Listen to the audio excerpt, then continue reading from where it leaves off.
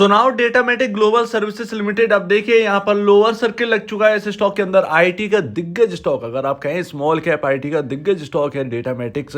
इसने यहाँ पर बेहतरीन निवेशकों के लिए रिटर्न बनाकर दी है, लेकिन अचानक से ऐसा क्या हुआ कि यहाँ पर 2 बजे के आसपास लोअर सर्किट की बात आ गई।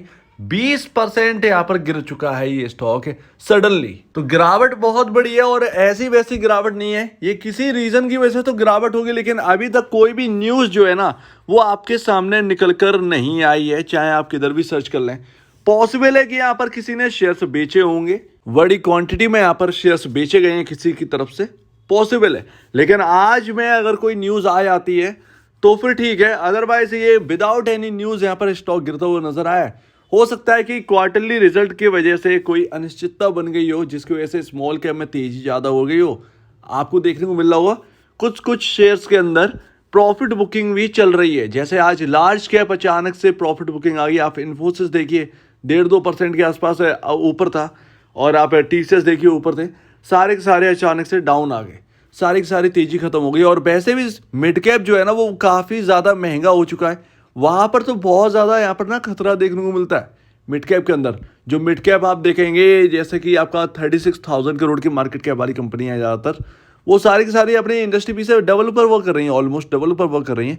तो ये प्रॉब्लम वाली बात है, तो ये उनके लिए प्रॉब्लम वाली बात है। लेकिन डेटामेटिक में कोई भी फंडामेंटल प्रॉब्लम यहाँ पर देखने को नहीं मिलती है, ना ही यहाँ पर किसी की तरफ से टाई अप यहाँ पर खत्म होता हुआ नजर आया, कुछ भी यहाँ पर नहीं होता हुआ नजर आया, कोई भी न्यूज़ नहीं है। विदाउट एनी न्यूज, शायद अनिश्चितता की वजह से यहाँ पे जो है ना स्टॉक डाउन आ गया है। और यहाँ पर लोग डर रहे होंगे, लेकिन मैं आपको बता दूं फंडामेंटल बहुत अच्छे हैं। इस स्टॉक को तो मैं 100 रुपए से रिकमेंड कर रहा हूँ।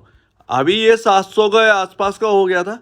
ये अपने आप में ही एक रिकॉर्ड लेवल बात है। ये स्टॉक आगे भी बढ़ता हुआ नजर आएगा। बस थोड़ा सा यहाँ पर ना आपको देखने को पड़ेगा कि यहाँ पर ना क्वार्टरली रिजल्ट अच्छे आए, क्योंकि यहाँ पर ऑलरेडी अगर आप वैल्यूएशन देखें तो वैल्यूएशन अभी भी बाकी कंपनियों के कंपैरिजन काफी ज्यादा लो है।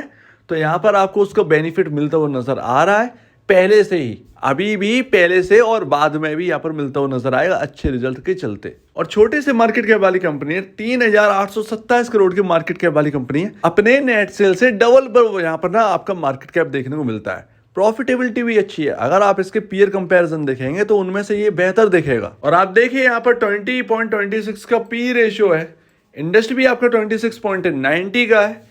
आप देखिए कंपैरिजन करिए तो ऑलमोस्ट यहाँ पर 6.50 6.60 आसपास यहाँ पर ना वैल्यू आपको देखने को मिलेगी, कम है इंडस्ट्री पी से। तो ये एक अच्छी बात है कि इंडस्ट्री पीयर कंपैरिजन सस्ता है।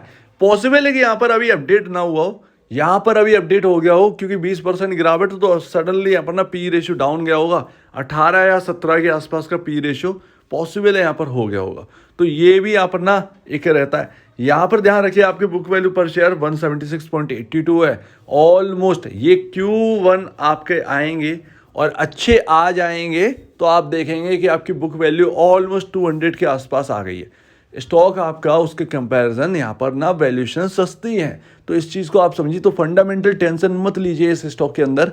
ये स्टॉक के मैं आपसे कहूँगा कि अगर आप इस स्टॉक को होल्ड कर रहे हैं काफ़ी लंबे समय से, तो आप इनकी साइट पर जाइए, थोड़ा सा रिसर्च करिए कि ये करते क्या है, ठीक है ना। जब आप काम समझेंगे तो कॉन्फिडेंट जो है ना आप ऑलरेडी हो जाएंगे। उसमें फिर आप कहेंगे कि कोई भी गिरावट आएगी, आप तुरंत ही उस गिरावट के लिए तैयार रहेंगे और आप कहेंगे कि यहाँ पर ना मुझे ठीक लग रहा है, यहाँ पर मैं बाई कर लेता हूँ, आगे के लिए और अच्छा रहेगा। क्योंकि ऐसी कंपनियाँ गिरावट पर ही मिलती हैं। आप देखिए डेटामेटिक को कोई नहीं खरीद पाया होगा ज़्यादातर, क्योंकि रोज भागा कितना, मतलब आप देखिए वैल्यू इतनी डाउन थी कि वैल्यू को पकड़ने के लिए इसको रोज 20% चलना पड़ा था, ठीक है। तो ये वो तेजी तो हो गई अच्छी खासी, लेकिन अभी Q1 के नंबर्स आने हैं। Q1 यहाँ पर थोड़ा सा यहाँ पर प्रॉब्लम ये भी है कि यहाँ पर BFSI सेगमेंट में भी डेटामेटिक है, बैंकिंग फाइनेंशियल में। तो वो बैंकिंग फाइनेंशियल आपको पता ही है कि यूएस के अंदर थोड़ा सा प्रॉब्लम करे हुए है। उसकी वजह से आपने देखा म्यूटेड रिजल्ट्स आए टीसीएस के। आपने देखा इन्फोसिस में कैसे प्रॉब्लम हो गई थी पिछली बार ही। तो वो पिछले बार डेटामेटिक अच्छा कर गया, लेकिन इस बार करेगा या नहीं करेगा ये कहीं ना कहीं मुझे शुरू से ही Q4 के बाद थोड़ा सा लग रहा था। तो पॉसिबल है कि कहीं BFSI की वजह से थोड़ा सा कहीं ना कहीं अनिश्चितता ना बन रही हो। ये तो Q1 ही बता पाएगा कि BFSI कैसा रहेगा, क्योंकि Q4 तो अच्छा बेहतर निकला। बाकी कंपनियों का देखिए क्या हाल रहा, लेकिन डेटामेटिक ने थोड़ा सा आउट परफॉर्म किया, हालांकि वो काफ़ी बड़ी हैं तो वो कंपैरिजन नहीं करना चाहिए। तो ये आपके सामने, और मैं आपको बता दूं नेट सेल्स ग्रोथ लगातार आपके हर क्वार्टर में बनी हुई है। 11.71% क्वार्टर दर क्वार्टर आपको नेट सेल ग्रोथ देखने को मिली थी आपको 2023 मार्च यानी Q4 में। तो आपके नंबर्स लगातार ना आउट परफॉर्म कर रहे हैं। देखिए आप हैप्पीएस्ट माइंड से कंपैरिजन करिए, मैं तो शुरू से इस स्टॉक को हैप्पीएस्ट माइंड से कंपैरिजन करता आया, ठीक है ना। यहाँ पर उसकी वैल्यूएशन 12,000 करोड़ के आसपास की मार्केट कैप वाली कंपनी हैप्पीएस्ट माइंड। ये स्टॉक, इसकी कंपनी का वैल्यूएशन जो है वो ऑलमोस्ट 1,000 करोड़ के आसपास की वैल्यूएशन, जबकि अर्निंग इतनी बढ़िया।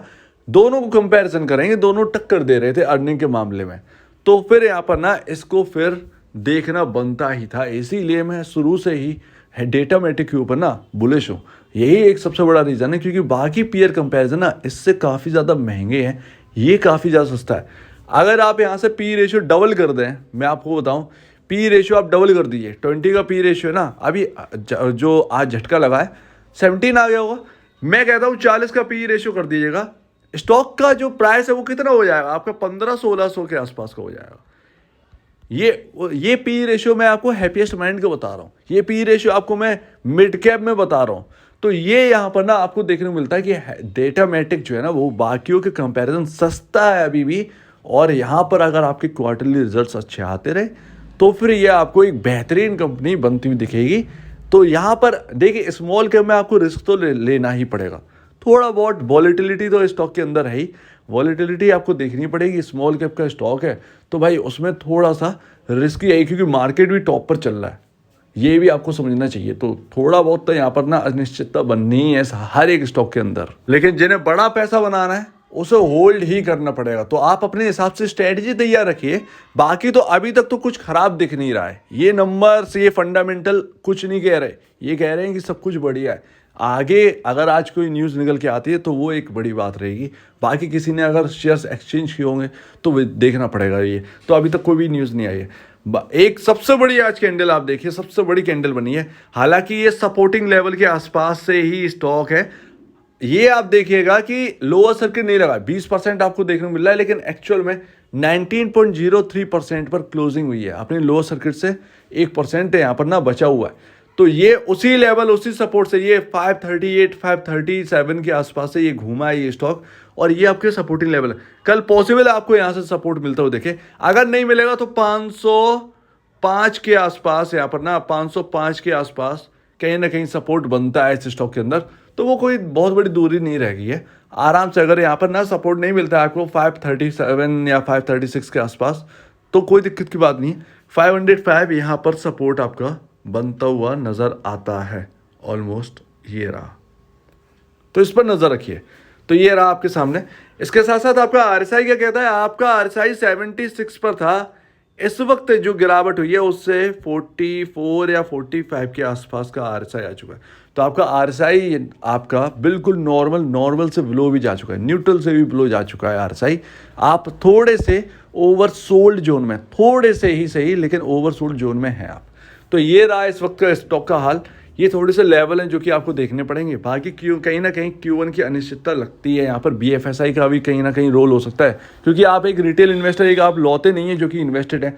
बहुत सारे लोग इन्वेस्टेड होते हैं, वो पहले से क्या सोच कर बैठते हैं वो ही जानते हैं, ठीक है ना। तो आपको ये देखना होगा। सो उम्मीद है आप इस बात को ध्यान रखेंगे। आप यहाँ पर बस न्यूज़ देखिए, अगर विदाउट एनी न्यूज़ कोई गिरावट है तो फिर कोई ज़्यादा बड़ी प्रॉब्लम की बात नहीं है, वो कहीं ना कहीं क्वार्टरली रिजल्ट की अनिश्चितता की वजह से है। अभी तक कोई डील कैंसिलेशन का कोई भी न्यूज़ नहीं आई, तो न्यूज़ पर थोड़ा सा यहाँ पर ध्यान रखें, किसी ने बेचे हैं क्या, ये सारी चीज़ें देख लीजिएगा। अभी तक कोई नहीं आया। तो आपका क्या कहना है इस वीडियो के ऊपर कमेंट सेक्शन में कहिए, और अब वीडियो देखने के लिए बहुत धन्यवाद दोस्तों।